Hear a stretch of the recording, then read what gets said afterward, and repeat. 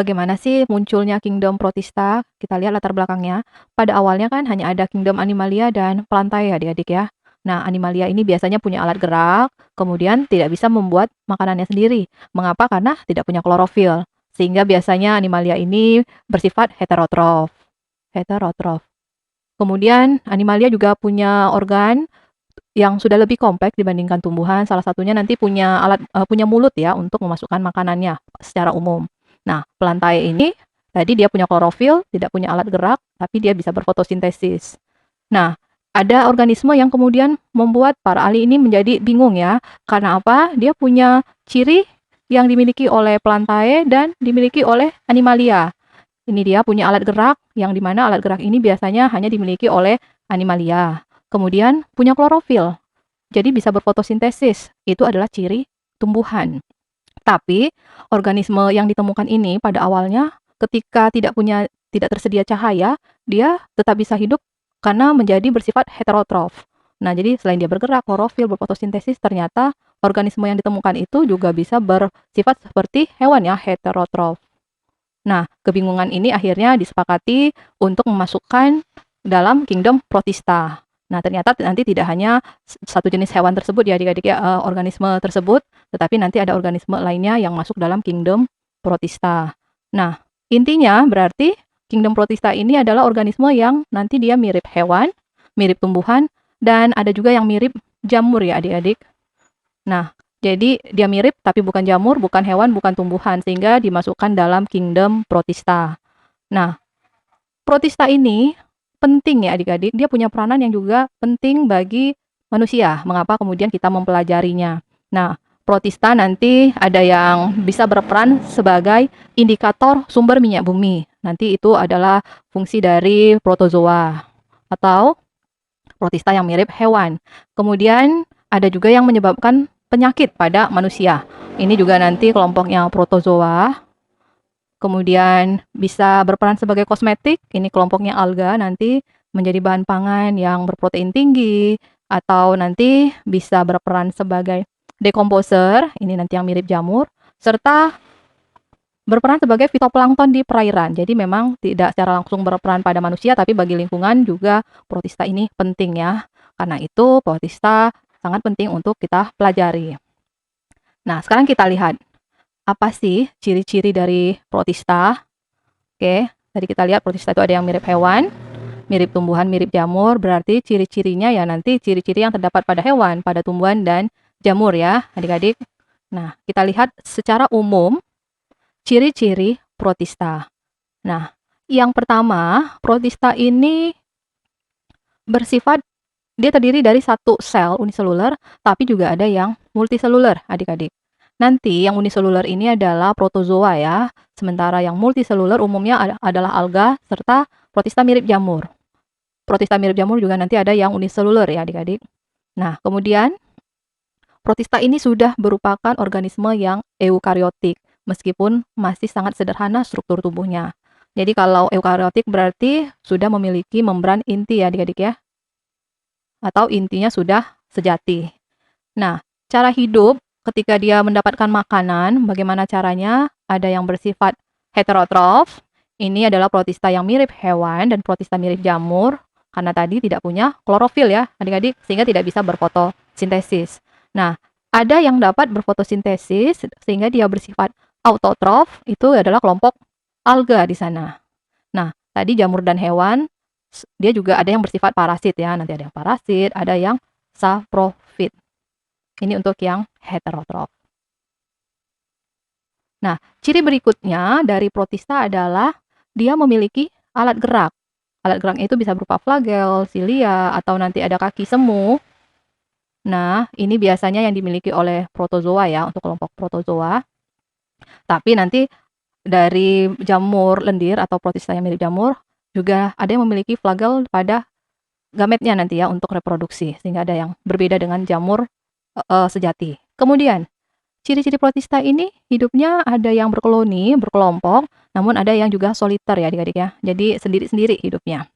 Nah, habitatnya sendiri merupakan dia suka hidup di tempat yang lembab, yang berair. Tapi ada juga yang hidup di jaringan di dalam jaringan organisme lain atau sisa-sisa makhluk hidup, yaitu untuk kelompok yang tadi heterotrof ya, yang mirip jamur dan hewan, mirip hewan. Oke, ciri berikutnya dari protista, kita lihat dari cara reproduksinya. Reproduksi protista itu tetap bisa secara aseksual dan seksual. Seksual nanti dengan membelah diri. Melalui pembelahan biner, juga ada yang melakukan pembelahan konjugasi nantinya adik-adik ya, jadi secara konjugasi. Nah, secara seksual nanti dengan melakukan penyatuan dua gamet, ada yang disebut dengan isogami, oogami, anisogami. Kalau isogami nanti ukuran gametnya, oke kita lihat di sini. Kalau isogami, iso itu sama, yang sama adalah bentuk dan ukuran gamet. Dan gametnya ini bersifat motil. Kalau oogami, ukuran dan bentuk gamet berbeda, sama dengan anisogami, tetapi yang membedakan oogami dengan anisogami, oogami ini gametnya nanti tidak bergerak. Oke, sementara anisogami ini bersifat motil. Nanti lebih jelasnya kita membahas ini pada saat masuk ke dalam masing-masing kelompok tersebut ya. Ini kita masih merupakan pembahasan secara umum dari protista, adik-adik ya. Nah, sekarang kita lihat ciri-ciri, kita lihat dari protozoa dan alga. Jadi protista yang mirip hewan dengan yang mirip tumbuhan. Nah, protozoa ini yang mirip hewan, ini mirip tumbuhan. Oke, kita lihat ciri-cirinya.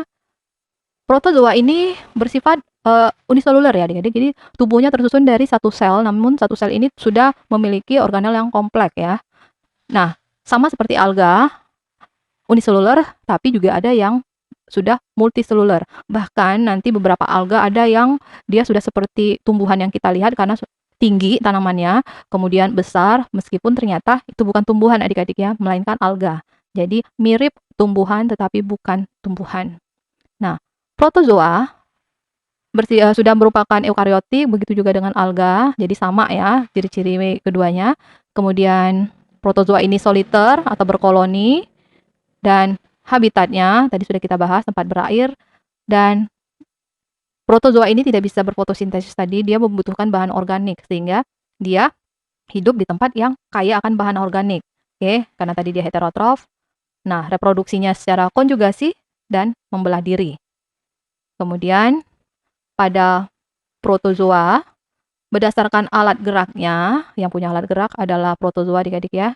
Nah, alat geraknya ini nanti macam-macam. Ada yang berupa flagel, silia, dan kaki semu. Sehingga nanti ada 4 kelas untuk protozoa. Ciliata karena dia punya alat gerak berupa silia atau bulu getar. Seperti ini gambarnya. Oke, ini alat geraknya di seluruh permukaan tubuh biasanya atau kecil ya. Nah, flagellata alat geraknya berupa bulu cambuk seperti ini. Jadi dia akan bergerak dengan flagel, berbeda dengan ciliata. Bulu cambuk atau nama lainnya adalah Mastigopora ya. Nah, yang ketiga adalah Rhizopoda. Nah, Rhizopoda ini tidak punya alat gerak, yang ini dia hanya punya kaki semu. Jadi bukan alat gerak yang seperti pada ciliata dan flagellata, namun dia punya yang disebut dengan pseudopodia. Pseudo ini adalah semu, podia adalah kaki, jadi kaki semu. Dan terakhir adalah sporozoa, dia tidak punya kaki semu dan tidak punya alat gerak. Oke, namun masih bisa bergerak dalam tubuh organisme nanti adik-adik ya, karena dia bersifat nanti parasit untuk si sporozoa. Nah, kalau pada tumbuhan, tadi kita lihat, atau alga, dia punya klorofil, namun selain klorofil dia punya nanti pigmen lainnya ya, kita lihat dulu. Oke, pigmennya seperti ini. Pada plastidanya punya vicocyanin untuk menunjukkan warna biru, fucoxanthin, pirang, phycoerythrin merah, xanthofil, dan karotin. Makanya nanti ada bermacam-macam ganggang lagi adik-adik ya. Ada ganggang biru, ganggang pirang, ganggang merah. Ternyata berdasarkan pigmen yang ada pada plastidanya. Nah, kita lanjut. Oke, si alga dia dapat membentuk amilum. Nah, organ yang dapat membentuk itu adalah pirenoid. Jadi dia punya struktur yang disebut dengan pirenoid, adik-adik ya. Kemudian alga yang uniseluler itu nanti dia akan berperan sebagai fitoplankton. di perairan. Jadi produsen pada tumbuhan tetapi sangat kecil ukurannya, melayang-layang di permukaan air disebut dengan fitoplankton. Dan yang multiseluler ini yang kita sebut sebagai alga atau ganggang. Nah, ganggang atau alga ini dia memiliki struktur yang seperti akar, seperti daun, seperti batang, tetapi semuanya bukan akar batang daun sejati. Nah, sehingga disebut dengan talus. Oke, jadi talus ini adalah struktur yang dimiliki oleh alga ya adik-adik ya, atau ganggang. Nah, reproduksinya tadi melalui fragmentasi, membelah diri, dan pembentukan gamet di sini secara seksual akan ada penyatuan gamet jantan dan gamet betina. Oke, itu untuk alga. Sekarang kita masuk kepada protista yang mirip jamur, adik-adik. Mengapa dikatakan mirip jamur? Karena ada beberapa ciri yang sama yang terdapat pada jamur, yaitu punya hifa ya, adik-adik. Jamur pasti dia punya struktur yang disebut hifa. Kemudian jamur lendir atau protista yang mirip jamur ini juga bersifat saprofit.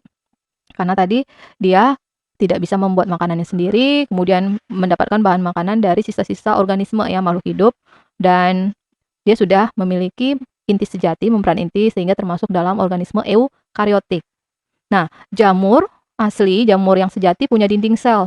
Nah, jamur lendir juga punya dinding sel adik-adik ya, tapi tersusun dari selulosa. Jamur sejati itu dia tidak hanya selulosa dinding selnya ya, nanti kita lihat kembali. Nah, habitat ada pada air, hidup di air dengan tempat yang lembab, yang jelas kaya akan bahan-bahan organik. Nah, jadi kita lihat mengapa dia tidak termasuk jamur, karena cara reproduksinya berbeda dengan jamur, siklus hidupnya juga berbeda dengan jamur sejati, dan susunan selnya juga berbeda, di mana zigotnya dapat bergerak karena punya flagel. Sementara kalau pada jamur tidak ya adik-adik, jamur nanti reproduksi dengan spora. Nah, itu tadi sekilas ciri-ciri dari protista mirip hewan atau protozoa, mirip tumbuhan atau alga, dan mirip jamur ya adik-adik. Nanti pertemuan berikutnya kita akan masuk kepada masing-masing kelompok untuk melihat klasifikasi dan peranannya. Teman-teman, pada bab protista kali ini kita akan mengamati protista pada air flu.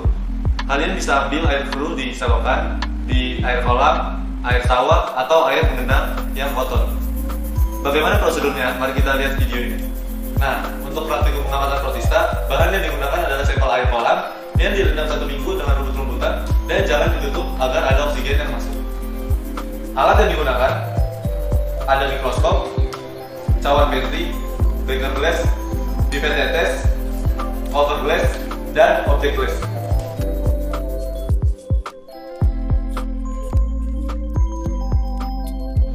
Ambil sampel air kolam dan menaruhnya di beker glass. Kemudian menaruh sampel air menggunakan pipet tetes banyak 1-2 tetes. Selanjutnya menutup preparat menggunakan cover glass.